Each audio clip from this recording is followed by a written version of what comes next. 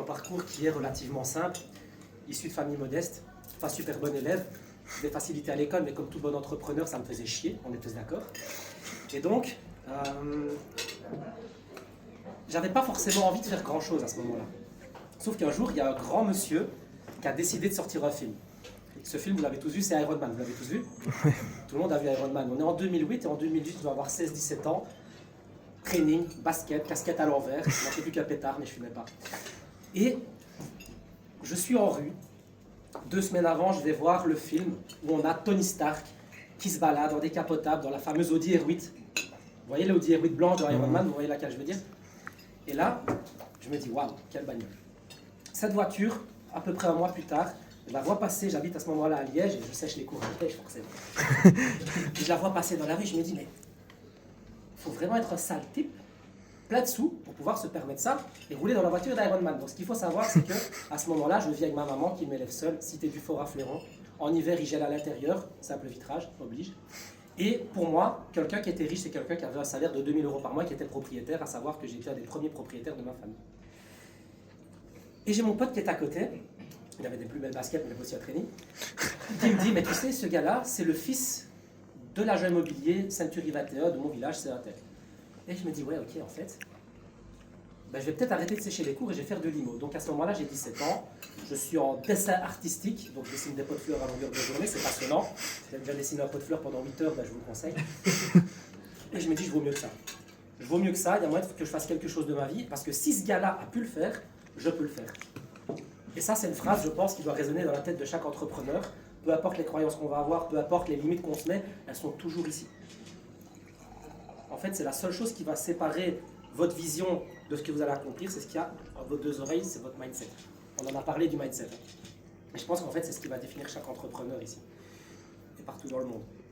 Et donc, je me suis dit à la base, bah tiens, ok, je vais le faire. Je réussis, je passe de dessin artistique à la construction. J'aurais pu travailler pour toi, Jello. Je mettais des blocs, mais ça m'a permis d'être en technique de construction. Ça m'a permis d'avoir un CESS. Et à ce moment-là, j'ai rencontré un gars, Moravia, qui s'appelait Moravia Misser. Je me faisais toujours chier à l'école, j'étais en première supérieure, mais j'ai réussi, c'était plutôt pas mal. Et là, je décide de passer le jury central. Pourquoi? Parce que je voulais être indépendant pour une petite boîte qui a un peu réussi dans la vente, qui s'appelle Ergo.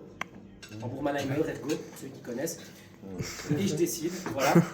Et je décide à ce moment-là de découvrir, ben non pas l'immobilier, mais la vente. Ça a été pour moi une des meilleures écoles. Et c'est à peu près à ce moment-là aussi que j'ai découvert un autre film qui a drivé ma vie, c'est Le Loup de Wall Street. Aujourd'hui, j'ai compris que Le Loup de Wall Street, bah, c'est forcément dans les années 80, c'est américain, c'est pas ce qui se passe sur le terrain aujourd'hui, on va en reparler. Mais ça a finalement réveillé chez moi 2 passions. La première, c'est l'attitude. L'attitude de Tony Stark dans cette voiture, cette confiance, cette assurance, cette capacité, cette résilience à finalement assumer qui il est. Et derrière aussi, Jordan Belfort qui, lui, a un talent incroyable dans ce film pour convaincre quelqu'un. Et je me suis dit, mais en fait, si on arrivait à lier ces 2 éléments-là, ça pourrait faire une entreprise extraordinaire. Parce que comme vous le savez, je n'avais pas cette conscience-là à l'époque, mais la vente est à la source et le cœur de chaque business. En parenthèse, pour ceux qui se concentrent sur l'opérationnel, concentrez-vous sur la vente. Mais donc, à ce moment-là, je me dis, bah tiens, je vais aller apprendre la vente. J'ai l'occasion de rentrer chez Ergo et ça se passe pas mal. Ça se passe pas mal, donc je passe le jury central. J'étudie ça une semaine, je le réussis. Donc là, je me dis, bah, j'ai peut-être la capacité aussi d'apprendre des choses. Mais uniquement quand ça me passionne et quand j'ai un objectif. Déjà là, sans le conscientiser, j'avais compris que la vision et l'objectif qu'on se mettait allaient driver vos actions. Et les actions que vous allez mettre en place vont vous permettre d'atteindre les résultats que vous allez vouloir avoir. Et sans vraiment le savoir, j'ai fait les choses petit à petit. Et puis un jour, je réussis mes 3 années d'études, j'arrête Ergo, et je me lance comme stagiaire en immobilier. Je me rappelle encore, j'étais avec la maman de ma fille, et je mets les 4 feux sur le boulevard à Marche-en-Famenne. Il y avait la toute nouvelle agence Century 21. Je me disais jamais qu'il y a une héroïne qui traîne, voiture de société. Et je vais trouver la patronne et je lui dis, écoute, voilà, moi je sors de l'école, je suis diplômé, je veux un stage. Tu ne me payes pas. Si je fais pas de chiffre, c'est moi qui te paye. Elle m'a dit, mais lui, il est fou. Donc j'ai commencé chez Century 21. J'ai commencé comme stagiaire à l'âge de 21 ans, ou 22 ans, je pense. Et les 6 premiers mois, l'agence passe de 5 biens en portefeuille à 40. Je suis repéré par le CIO belge de Century 21 qui me prend un peu sous son aile pendant quelques mois où je commence à donner finalement des petites formations de vente et j'y connaissais que dalle. Quand je vous dis que j'y connaissais que dalle, veste couverte, brise-glace, tout ça, j'en savais rien. La seule chose que j'avais envie, c'était de convaincre.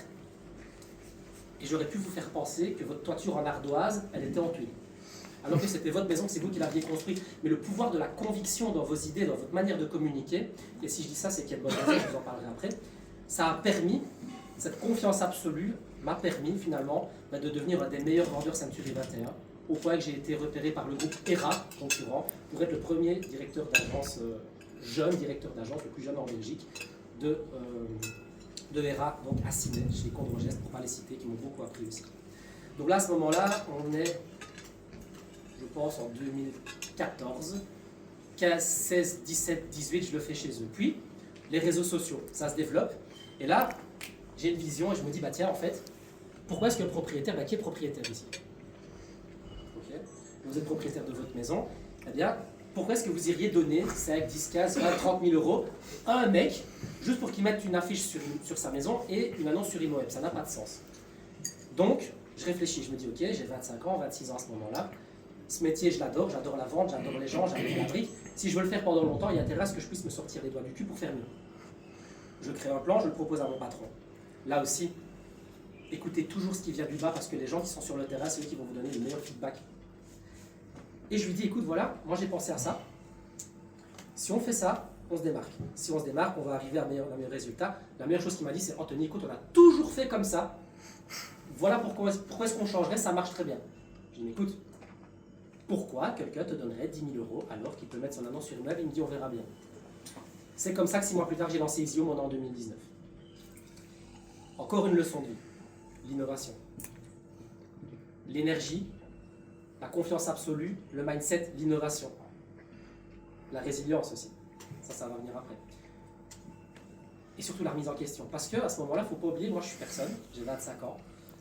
Je dis à un mec qui a quand même 4 agences immobilières, qui fait à peu près 1 200 000 euros de chiffre d'affaires en IMO, c'est beau, mais qui doit changer tout son modèle parce que finalement ça ne va pas aller. Je lui dis de quadrupler ses chiffres, ses charges.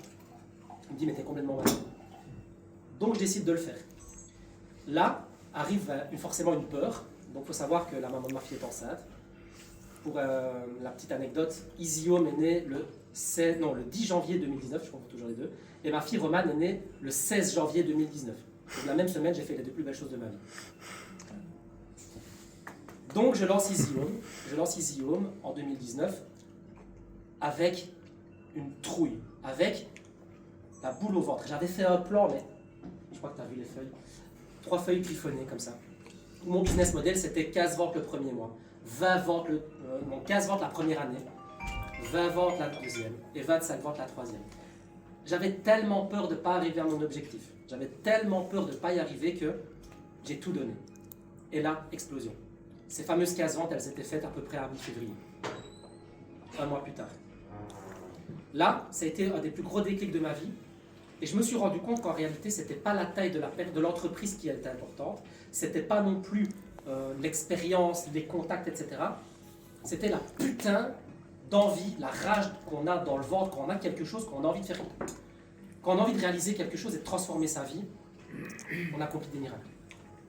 Et là, il y a tout qui s'est ouvert. Je me suis dit, ok, waouh, je m'étais mis des limites. Je m'étais dit, ok, voilà ce que tu peux faire. Mais putain, mais comme on pense petit. Et ça, c'est une mentalité belge, c'est une mentalité européenne. On serait aux États-Unis, ça n'aurait peut-être même pas effleuré mon esprit. Je me suis dit, ok, va voir. Donc, je vais taper dedans à fond pendant 1 an. Donc, toute l'année 2019, je l'ai fait tout seul. La première raison, c'est que déjà, forcément, au niveau trésorerie, l'immobilier, c'est un cycle de vente extrêmement long. Donc, les commissions, tu commences à vendre en janvier, tu touches en février, tu touches en septembre, octobre, enfin bref. Et je voulais savoir ce qu'un être humain complètement cinglé pouvait accomplir en 1 an. Pour la petite info, j'ai vendu 52 ventes cette année, rentré 80 contrats tout seul. Et là, je me suis dit, ben ok, pourquoi pas répliquer ça? Pourquoi pas faire finalement mieux? Pourquoi pas faire avec des gens? Pourquoi pas engager? Donc, en 2020, je décide de développer. J'engage 2 personnes. Janvier, février. Mars, qu'est-ce qui se passe? En mars 2020, la Belgique, elle est confinée. Vous vous rappelez de ça? Encore une putain de croyance. Je vais me planter. J'ai tellement peur de me planter, j'ai tellement peur que ça ne va pas marcher, alors que forcément je mets toute ma trésorerie dans les engagements, je mets toute ma trésorerie dans le marketing, dans le développement. J'appelle mon banquier et je lui dis, écoute, voilà, c'est pas compliqué, j'ai envie de croire en la boîte, il y a tout le monde qui arrête, Moi, ce que je te propose, tu me finances si besoin. Mais t'as rien comme feedback derrière. T'as rien comme background, t'as pas de trésorerie, t'as à peine un an de boîte, oui, t'as des beaux chiffres, mais la facturation, elle suit à peine. Je dis, écoute, tu sais quoi? Si je me plante, tu prends ma maison. Donc, j'ai un enfant qui a 1 an. Ma compagne de l'époque, elle travaille, elle est plus âgée que moi, elle a déjà son salaire, etc., qui paye la maison. Et avec son accord, je dis, écoute, est-ce qu'on peut mettre la maison, est-ce qu'on peut risquer la maison pour atteindre cet objectif, pour arriver à développer quelque chose? Elle, aussi folle que moi à ce moment-là, elle me dit oui. La personne qui va vous accompagner dans votre vie, c'est la personne la plus importante. J'ai trouvé une excellente personne une fois, j'ai eu la chance de le trouver une deuxième fois. Donc je vous conseille vraiment de bien choisir la personne qui va partager votre vie parce que c'est elle qui va driver toutes vos décisions. C'est elle aussi qui va faire en sorte que votre mindset va être là ou là. J'essaie de donner de la valeur, ça va? Pas vraiment, c'est bon, je vous en c'est parfait. Okay. Oui. Et finalement, il n'y a pas besoin. Et là, ce qui nous a fait vraiment exploser, c'est que là où tout le monde, avec cette mentalité européenne, a fait le gros dos, a fait des économies, moi j'ai investi, j'ai mis de l'argent. Tous les bénéfices des actes qui tombaient, je les réinvestis dans l'outil. On a rentré un paquet de baraques. Et quelques mois plus tard, on était déconfinés. Sauf qu'on a été confinés avec 20 biens en portefeuille, on a été déconfinés avec 85 biens en portefeuille. Et là, on a tout sorti. Et ça s'est enchaîné. Et on a engagé des gens. Et encore, et encore, et encore. Et je vous parlais de résilience tout à l'heure. Pourquoi? Il faut savoir qu'aujourd'hui, Isium, c'est 30 personnes en interne. J'en ai engagé à peu près une centaine. Et combien de fois j'ai pas voulu arrêter d'engager? Combien de fois j'ai pas voulu arrêter de déléguer? Mais je savais que ma vision, elle n'était pas possible tout seul. Et que j'allais me heurter à un plafond de verre. Et de toute façon, il faut savoir que les échecs font partie de l'apprentissage et c'est normal. Derrière, votre objectif, par contre, c'est d'essayer de gagner un petit peu plus que ce que vous me dépensez pour essayer de faire grandir votre entreprise.